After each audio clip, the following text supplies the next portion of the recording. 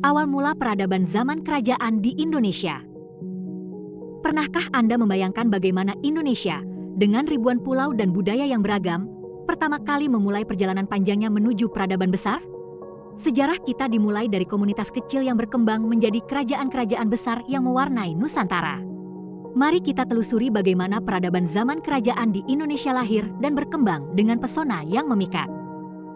Disclaimer, video ini menyajikan gambaran sejarah berdasarkan sumber-sumber arkeologis, naskah kuno, dan penelitian ilmiah. Karena sejarah adalah bidang yang terus berkembang, penafsiran dan informasi dalam video ini dapat berubah seiring dengan penemuan baru. Oleh karena itu, penonton diharapkan memahami bahwa informasi ini disampaikan untuk tujuan edukasi dan bukan sebagai kebenaran mutlak. Awal mula zaman kerajaan di Indonesia tidak bisa dilepaskan dari perkembangan masyarakat yang semakin kompleks pada masa akhir prasejarah. Kehidupan komunitas yang semula bersifat subsisten perlahan berubah dengan adanya pertanian yang maju. Penemuan sistem irigasi dan pengolahan tanah memungkinkan surplus hasil pertanian yang kemudian mendukung pertumbuhan populasi.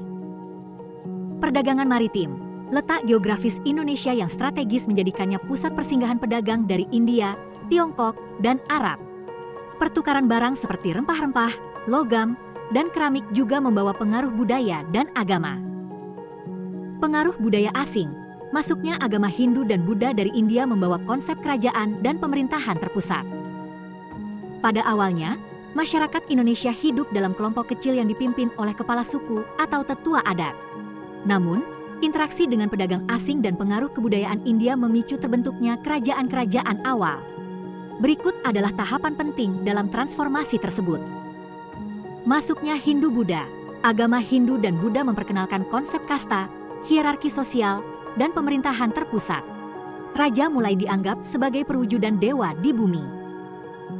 Konsolidasi kekuasaan pemimpin lokal yang kuat mulai menyatukan kelompok-kelompok kecil di sekitarnya, menciptakan entitas politik yang lebih besar. Penggunaan tulisan, penggunaan aksara Pallawa dan bahasa Sanskerta memungkinkan pencatatan hukum, peraturan, dan sejarah yang memperkuat legitimasi kerajaan. Kerajaan pertama di Indonesia muncul sekitar abad ke-4 hingga ke-7 Masehi. Berikut adalah beberapa kerajaan yang menjadi pionir peradaban. Kerajaan Kutai, Kalimantan Timur, dikenal sebagai kerajaan Hindu tertua di Indonesia, dibuktikan dengan prasasti Yupa yang menggunakan aksara Pallawa dan bahasa Sanskerta. Kerajaan Tarumanagara, Jawa Barat, berdiri pada abad ke-4 M. Kerajaan ini terkenal dengan prasasti-prasasti yang mencatat pembangunan irigasi dan perlindungan rakyat oleh raja. Kerajaan Sriwijaya, Sumatera, berdiri sekitar abad ke-7 M. Sriwijaya menjadi pusat perdagangan dan pembelajaran agama Buddha yang terkenal hingga Asia Tenggara.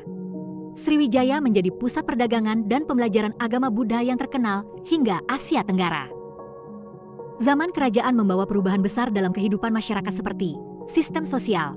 Struktur masyarakat lebih terorganisir dengan kasta atau kelas sosial yang menentukan peran setiap individu, agama dan kepercayaan. Agama Hindu dan Buddha mendominasi dengan ritual dan pembangunan candi sebagai simbol kekuasaan dan keagungan. Kesenian dan sastra, seni ukir, arsitektur, dan sastra berkembang pesat, seperti yang terlihat pada candi-candi dan naskah kuno. Perdagangan, jalur perdagangan internasional memperkaya kerajaan, membawa barang-barang mewah dan teknologi baru. Warisan zaman kerajaan masih terasa hingga kini, baik dalam budaya, bahasa, maupun kepercayaan. Nama-nama tempat, sistem pemerintahan, dan tradisi lokal seringkali berakar dari masa ini.